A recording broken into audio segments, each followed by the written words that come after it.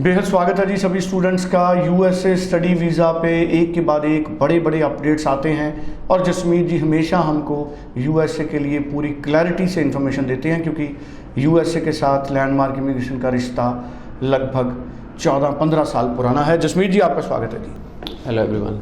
Jasmeet ji, USA education के लिए एक बार फिर इंडियन स्टूडेंट्स में क्रेज़ है, ट्रेंड एक बार फिर यूएसए के बना है। यूएसए के लिए क्यों हमारे स्टूडेंट्स एकदम से ज़्यादा हुए हैं, ख़ास तौर पे पंजाब, हरियाणा और दिल्ली के स्टूडेंट?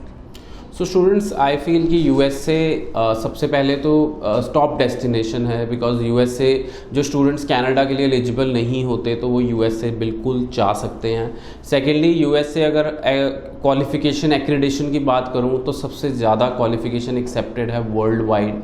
यूएसए सैलरीज़ की बात करें तो सबसे हाईएस्ट पेड सैलरीज़ अगर किसी कंट्री में आपको मिल सकती हैं तो वो है USA. So students, I feel कि अगर यूएसए में क्या कहते हैं, अगर आप पढ़ाई करेंगे अच्छी तरह से तो आपका करियर बहुत बढ़िया सेटल हो जाएगा। एंड सेकेंडली अगर बात करें तो यूएसए अफोर्डेबल भी है। ये बहुत बड़ी गलती है कि काफ़ी सारे लोगों को ये लगता है कि यूएसए अफोर्डेबल नहीं है। सो यूएसए में यूनिवर्सिटीज़ की फ़ीस भी 7 से 8 लाख रुपया साल की है और कॉलेजेस की फ़ीस 4 से 5 लाख रुपया साल की भी है। So which makes it more affordable than even Canada also. Secondly, सबसे इंपॉर्टेंट रीज़न है यूएसए हमें अप्लाई करने का कि एम्बेसी ने अनाउंस किया है कि this year they are going to give 1 million visas, that is 10 lakh visas.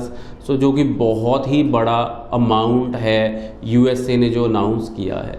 और इसके बाद अगर हम बात करें तो स्टूडेंट्स, आई फील कि यूएसए, अगर आप कनाडा से रिश्तों की बात करें या टाई अप्स की बात करें तो अगर आप यूएसए जाते हैं तो आपको कनाडा जाने से कोई नहीं रोक सकता, और अगर आप कनाडा जाते हैं तो यूएसए का वीज़ा मिलने से कोई नहीं रोक सकता। सेकेंडली, कुछ पॉइंट्स हैं जो बच्चों तक नहीं पता होते। मैं कल ही एक बच्चे को मिला जिसने यूएसए की ऑफर लेटर अप्लाई की।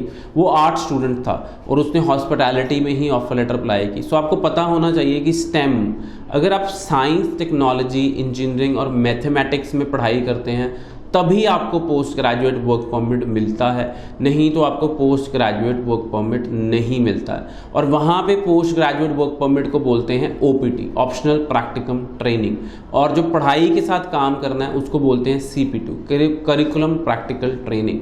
सो जो सीपीटी है उसकी परमिशन आपको कॉलेज या यूनिवर्सिटी देता है, जो ओपीटी है उसकी परमिशन आपको इमिग्रेशन देता है। सो स्टूडेंट्स, ये चीज़ें जो छोटी छोटी चीज़ें हैं ये स्टूडेंट्स तक जाननी, पहुंचनी बहुत ज़्यादा ज़रूरी हैं, बिकॉज लैंडमार्क इमिग्रेशन AIRC से सर्टिफाइड है, अमेरिकन इंटरनेशनल रिक्रूटमेंट काउंसिल से सर्टिफाइड है। तो हमारी जिम्मेवारी बनती है कि स्टूडेंट्स तक एक सही इन्फॉर्मेशन पहुंचा सकें। बिल्कुल जी। सो यूएसए के लिए बहुत इंपॉर्टेंट इन्फॉर्मेशन जसमीत जी हमेशा शेयर करते हैं। जसमीत जी, स्टूडेंट्स को मैंने देखा है इंटरव्यू का अभी भी काफ़ी ज़्यादा टेंशन रहता है। एक तो ये छोटा सा आप आंसर एड्रेस कीजिए, और दूसरा जो हमारे स्टूडेंट्स अभी 10+2 करके आए हैं, क्या वो डायरेक्टली विदाउट आयर सीधा यूएसए के लिए प्रोसीड कर सकते हैं? बिल्कुल। सो पहले मैं आपका सेकंड सवाल लूँगा। येस, अगर आपकी 4 साल की लास्ट स्टडी इंग्लिश में है, दैट मीन्स अगर आपका मीडियम ऑफ इंस्ट्रक्शन इंग्लिश है तो आप विदाउट आइलेट्स भी अप्लाई कर सकते हैं, और PT 50 के साथ भी आप यूएसए के लिए अप्लाई कर सकते हैं कॉलेज में। और अगर आप क्या कहते हैं, अगर आपके 5 बैंड्स हैं तब भी आप यूएसए का अप्लाई स्टडी वीज़ा कर सकते हैं। सेकेंडली रही इंटरव्यू की बात। सो इंटरव्यू का एक हवा ज़रूर है, students are scared to go for an interview, और कुछ लोग तो इंटरव्यू में अपना नाम भी नहीं बता सकते।